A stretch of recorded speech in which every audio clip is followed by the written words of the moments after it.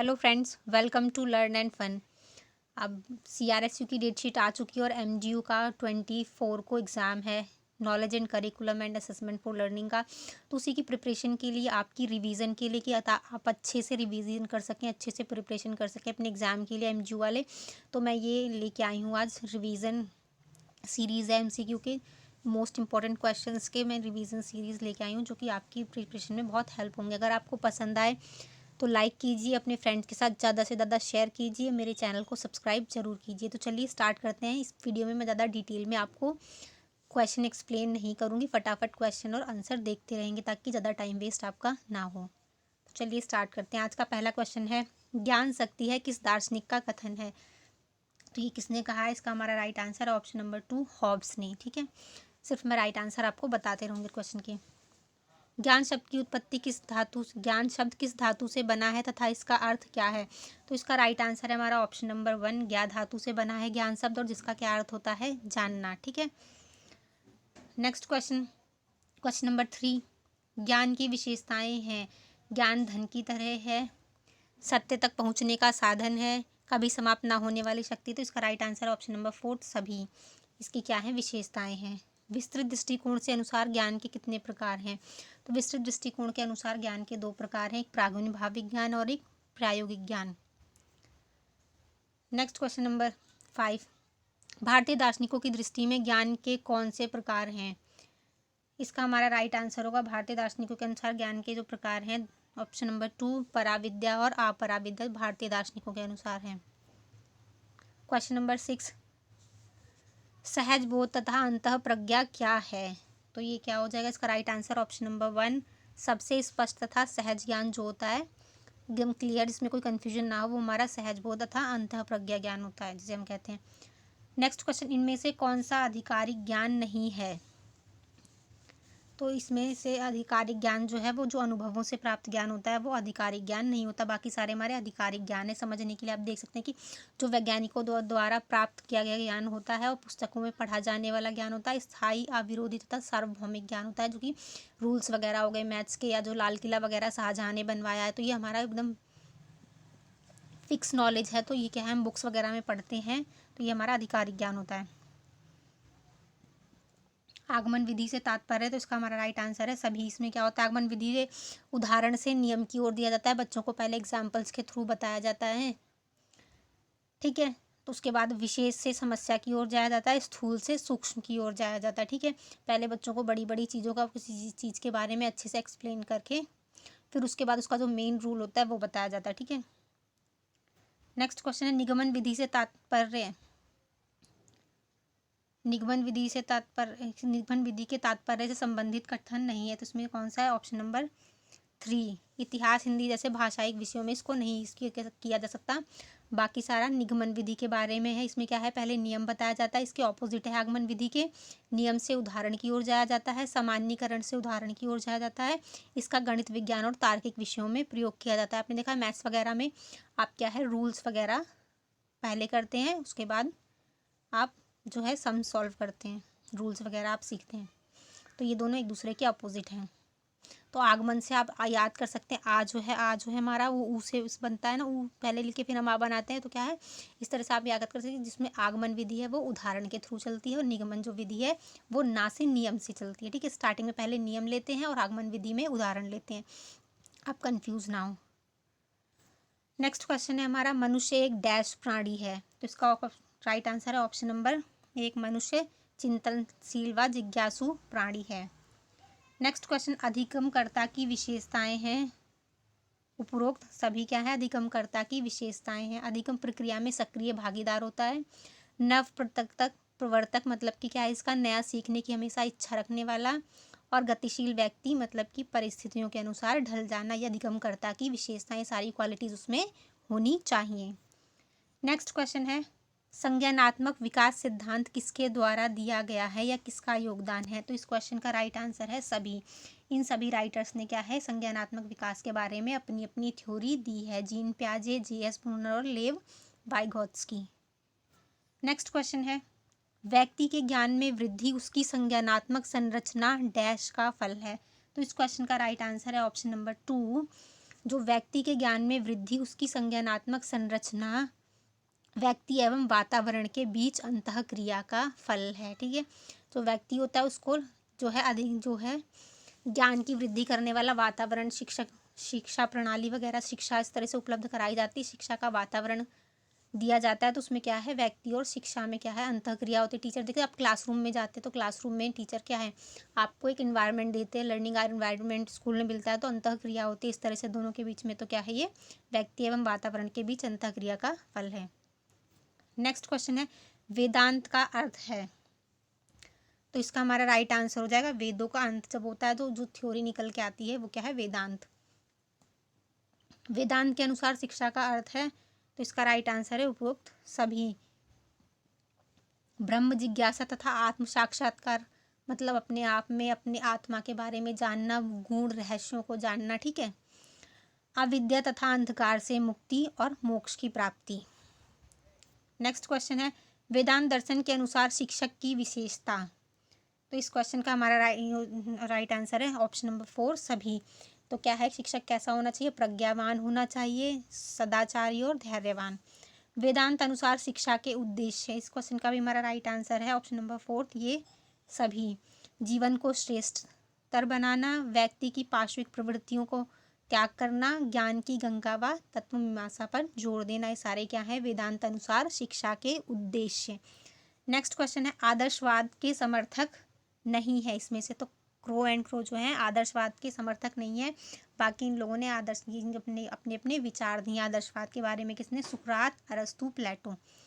आदर्शवाद से संबंधित तथ्य अध्यात्म पर बल, तो इसका हमारा राइट आंसर हो जाएगा ऑप्शन नंबर 4। ठीक है, इसके संबंधित तथ्य क्या है, अध्यात्म पर बल, अध्यात्म अंतिम सत्य होता है और सत्यम शिवम सुंदरम ही सर्वोच्च है। आदर्शवाद के भारतीय दार्शनिक कौन है, तो इस क्वेश्चन का राइट आंसर ऑप्शन नंबर 3 1 तथा 2 महात्मा गांधी और स्वामी विवेकानंद जो आदर्शवाद के भारतीय दार्शनिक हैं।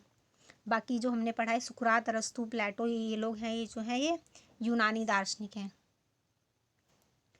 नेक्स्ट क्वेश्चन है आदर्शवाद में शिक्षा का क्या मत है,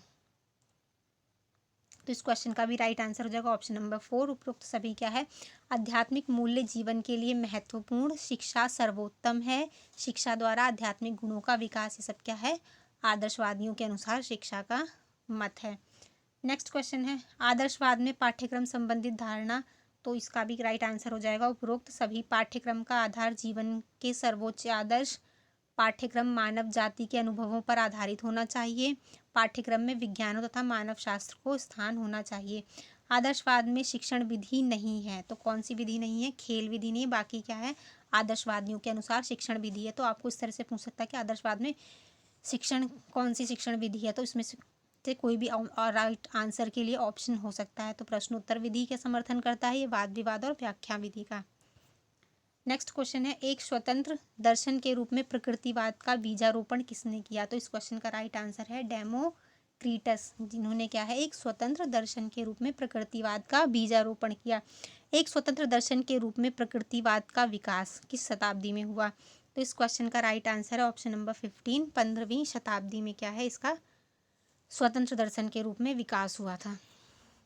नेक्स्ट क्वेश्चन है प्रकृतिवाद से तात्पर्य, प्रकृति, इस क्वेश्चन का राइट आंसर है ऑप्शन नंबर 4 ये सभी क्या है प्रकृति ही सर्वप्रधान एवं पूर्ण वास्तविक, प्रकृति के अतिरिक्त अन्य कोई सत्ता नहीं है। ठीक है, प्रत्येक वस्तु प्रकृति से निर्मित तथा उसी में विलीन हो जाती है, ये क्या है प्रकृतिवाद से इसके अर्थ तात्पर्य हैं। नेक्स्ट क्वेश्चन प्रकृतिवाद के अनुसार शिक्षा के उद्देश्य, तो इस क्वेश्चन का भी राइट आंसर हो जाएगा इसका ये सभी इसके उद्देश्य हैं। प्राकृतिक विकास, जीवन संघर्ष के लिए तैयारी, वातावरण के साथ अनुकूलन। तो आपको इस तरह से क्वेश्चन में ऑप्शन 1 दे सकते हैं और आपको कंफ्यूज करने के लिए और सारे दूसरे ऑप्शंस दे देंगे और इस तरह से क्वेश्चन पूछ सकते हैं आपसे। ठीक है, प्रकृतिवादियों के अनुसार कौन सी शिक्षण विधि उत्तम है, तो इसका राइट आंसर है ऑप्शन नंबर 2 खेल विधि पर देते हैं। ठीक है, जोर देते हैं, खेल विधि सबसे उत्तम मानते हैं। अहम ब्रह्मास्मि अर्थात मैं ही ब्रह्म हूँ किस विचारधारा की मान्यता है, तो इसका राइट आंसर है ऑप्शन नंबर 3 अस्तित्ववाद में। इसमें क्या है मनुष्य पर, मैं पर बल दिया जाता है, स्वयं पर। अस्तित्ववाद की क्या धारणा है? व्यक्ति ही सर्वोपरि। इसकी क्या धारणा है? ऑप्शन नंबर 1 व्यक्ति ही सर्वोपरि, व्यक्ति पर बल दिया जाता है। नेक्स्ट क्वेश्चन, प्रयोजनवाद क्या है? तो इसका राइट आंसर है ऑप्शन नंबर 4 ये सभी। मानवतावादी दर्शन, सब क्रिया द्वारा निर्मित विज्ञान, समाज का मार्गदर्शक सब क्या है? प्रयोजनवाद की विचारधारा है। प्रयोजनवाद में शिक्षा के उद्देश्य, इस क्वेश्चन का भी राइट आंसर हो जाएगा ये सभी। छात्र का विकास, गतिशीलता का विकास, सामाजिक कुशलता का विकास। नेक्स्ट क्वेश्चन है, पाठ्यक्रम करिकुलम किस भाषा से लिया गया है? ये मोस्ट इंपॉर्टेंट क्वेश्चन है। इसका क्या अर्थ है? तो इस क्वेश्चन का आंसर हो जाएगा लैटिन भाषा। दौड़ का मैदान, दौड़ के मैदान से इसमें तात्पर्य क्या है कि हम शिक्षा से की और दौड़ें और अपने विकास की ओर हम क्या है शिक्षा के द्वारा, पाठ्यक्रम के द्वारा अपने विकास की तरफ दौड़ते रहें हम, ठीक है, अपना विकास करते रहें, अपना लक्ष्य प्राप्त कर सकें। इसीलिए इसको क्या है, करिकुलम उसमें एक माध्यम होता है, हमारा सहायक होता है, इसलिए इसे मैदान, दौड़ का मैदान कहा गया है, जहाँ पर एक धावक दौड़ता है और अपने लक्ष्य को हासिल करता है। नेक्स्ट क्वेश्चन है, पाठ्यक्रम के उद्देश्य हैं, तो इसका राइट आंसर है ऑप्शन नंबर 4 उपयुक्त सभी। बालक का संपूर्ण विकास, रचनात्मक व सृजनात्मक शक्तियों का विकास करना बालक के अंदर, मानव संस्कृति व सभ्यता का हस्तांतरण। पाठ्यक्रम को डैश मानकर बनाया जाना चाहिए। मोस्ट इंपॉर्टेंट क्वेश्चन ये दोनों हो सकते हैं आपके एग्जाम के लिए। शिक्षक को, बालक को, विद्यालय को या रुचियों को? तो राइट आंसर है ऑप्शन नंबर 2 पाठ्यक्रम को क्या है, बालक को केंद्र में मानकर बनाया जाना चाहिए। नेक्स्ट क्वेश्चन, पाठ्यक्रम के मनोवैज्ञानिक निर्धारक कौन से हैं? तो इस क्वेश्चन का भी राइट आंसर ये सभी हो जाएगा। ये सभी वाले ज़्यादातर क्वेश्चंस आपके लिए आ रहे होंगे, आप यही समझ रहे होंगे, तो इसको मैंने आपको सारे जो मेन तत्व हैं, मेन पॉइंट्स हैं, वो आपको कवर हो जाए इसलिए मैंने क्वेश्चन बनाया। उसमें से आपको क्या है, 1 ऑप्शन देगा, राइट ऑप्शन दे देंगे और बाकी तीनों डिफरेंट ऑप्शन दे देंगे, तो ताकि आप कन्फ्यूज़ ना हो, आपको सब सारे ऑप्शन पता हो, तो इसलिए इसमें ज़्यादातर क्वेश्चन ये सभी वाले मैंने बनाए हैं आपके लिए। तो पाठ्यक्रम के मनोवैज्ञानिक निर्धारक कौन से हैं? वृद्धि एवं विकास, अभिरुचि और सीखना, ये तीनों क्या है, इसके निर्धारक हैं। मनोवैज्ञानिकों के अनुसार कौन सी 2 प्रकार की अभिरुचि है? तो इसका राइट आंसर है ऑप्शन नंबर 3 1 तथा 2। एक जन्मजात अभिरुचि और एक अर्जित अभिरुचि, ठीक है। कुछ इंटरेस्ट है वो जो है हम अपने जीन्स के साथ जीन लेके पैदा होते हैं। जन्मजात रुचि जैसे क्या है, आप किसी के पेरेंट्स जो है सिंगर हैं, तो वो उनका बच्चा भी उसके अंदर सिंगिंग की क्वालिटीज़ होती हैं, इंटरेस्ट होता है बचपन से ही, तो इस तरह से वो क्या होती है, जन्मजात होती है, में जो जन्म से मिलते हैं, और जो हम जन्म लेने के बाद धीरे धीरे सीख के अपना इंटरेस्ट करते हैं, तो वो अर्जित अभिरुचि होती है, ठीक है। नेक्स्ट क्वेश्चन है, पाठ्यक्रम के निर्माण में किन बिंदुओं को ध्यान रखना चाहिए? तो इस क्वेश्चन का भी हमारा राइट आंसर हो जाएगा उपयुक्त सभी की। बालक के व्यक्तित्व का समुचित स्थान दिया गया हो उस पाठ्यक्रम में जब निर्माण करते हैं। अभिप्रेरणा की सकारात्मक प्रविधियां, बालक की संवेगात्मक स्थिति का ध्यान, ठीक है।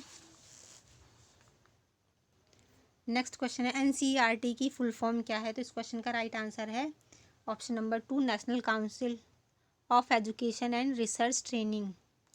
एनसीईआरटी ने राष्ट्रीय पाठ्यक्रम प्राथमिक और माध्यमिक शिक्षा को कब बनाया? तो इसका राइट आंसर है 1985, ठीक है। इंपॉर्टेंट क्वेश्चन, किसी विद्यालय व्यवस्था में पाठ्यक्रम के द्वारा व्यापक परिवर्तन लाने हेतु प्रारूप के विकास में किन बातों का ज्ञान आवश्यक है? तो इस क्वेश्चन का राइट आंसर भी वही होगा, ऑप्शन नंबर 4 उपरोक्त सभी। परिवर्तन को प्रभावित करने वाली तत्कालिक शक्तियाँ, परिवर्तन के आयाम तथा दिशा, परिवर्तन की प्रक्रिया में सहभागी व्यक्ति। नेक्स्ट क्वेश्चन है, पाठ्यक्रम परिवर्तन को प्रभावित करने वाली तत्कालिक शक्तियाँ कौन सी हैं? तो इस क्वेश्चन का भी राइट आंसर हो जाएगा ये सभी। सामाजिक, आर्थिक एवं जनसंख्यात्मक शक्ति, तकनीकी प्रगति तथा राजनीतिक शक्तियाँ, शैक्षिक शोध व ज्ञान में तीव्र वृद्धि। नेक्स्ट क्वेश्चन है, क्रियाकलाप शिक्षण विधि किसने दी? तो इस क्वेश्चन का राइट आंसर है, इंपॉर्टेंट क्वेश्चन है ये, किलपैट्रिक ने दी है क्रियाकलाप विधि शिक्षण विधि। खेल विधि किसने प्रतिपादित की? तो इसका राइट आंसर है ऑप्शन नंबर 1 फ्रोबेल। इन्होंने किंडरगार्टन विधि को भी इन्होंने प्रतिपादित किया। तो इस तरह से भी एक क्वेश्चन आपका ये भी बन सकता है कि किंडरगार्टन विधि किसने दी? तो वो फ्रोबेल ने। इन्होंने 2 विधि दी, खेल विधि और किंडरगार्टन विधि, ठीक है। मनोविश्लेषणवाद के समर्थक कौन है? फ्रोबेल, फ्रायड, स्किनर, अरस्तु। इसका राइट आंसर है फ्रॉयड जो है ये मनोविश्लेषणवाद के समर्थक है, ठीक है, फ्रॉयड। नेक्स्ट क्वेश्चन है, जीन प्याजे ने किस विचारधारा को प्रतिपादित किया? तो इसका राइट आंसर हो जाएगा संज्ञानात्मक विकास। सूक्ष्म शिक्षण माइक्रो टीचिंग का प्रारंभ कब हुआ? ये भी इंपॉर्टेंट क्वेश्चन है, तो इस क्वेश्चन का राइट आंसर हो जाएगा 1961 में सूक्ष्म टीचिंग जो है माइक्रो टीचिंग का। नेक्स्ट क्वेश्चन है समाजशास्त्र के जनक कौन है? तो इस क्वेश्चन का राइट आंसर है ऑप्शन नंबर 3 कामते जो है समाजशास्त्र के जनक हैं। शिक्षा सबके लिए है संविधान के कौन से अनुच्छेद में कहा गया है? तो इस क्वेश्चन का राइट आंसर है ऑप्शन नंबर 3 हो जाएगा, क्या है, अनुच्छेद 45 में। नेक्स्ट क्वेश्चन, भारत में शिक्षा का अधिकार कानून कब लागू हुआ? तो इस क्वेश्चन का राइट आंसर है ऑप्शन नंबर 3 1 अप्रैल 2010।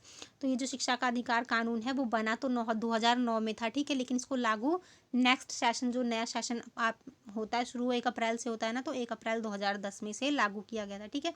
अगर ये बना कब, तो इसको 2009 में भी कहेंगे और लागू होने का 2010 है।